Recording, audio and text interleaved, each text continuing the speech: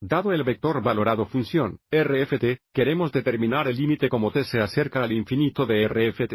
Para ello, necesitamos determinar el límite cuando t se acerca a 0 de los componentes x, y z. Y ahora consideramos cada de los tres límites. Empecemos con el componente x donde tenemos el límite. Cuando t se acerca a 0 de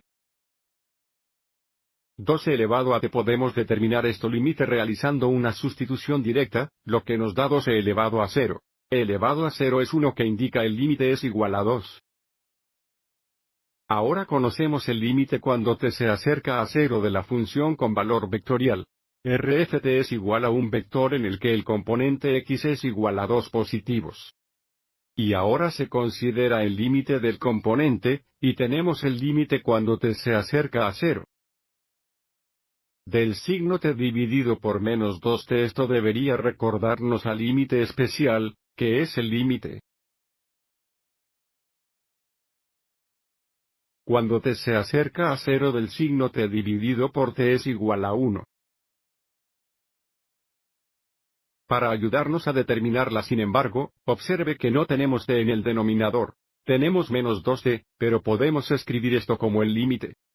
Cuando t se acerca a 0 de, vamos a escribirlo como menos 1, media vez. Signo t dividido por t. Esto debería ayudarnos a reconocer que el límite es igual a menos 1, medio veces 1. O solo menos la mitad, lo que nos da la componente y del vector y eso es, consideremos el límite de la componente z. ¿Qué es el límite cuando t se acerca a 0 de? La cantidad t menos 2 al cuadrado, que una vez más podemos determinar este límite realizando una sustitución directa, lo que nos da el cuadrado de menos 2, que es igual a 4 positivos.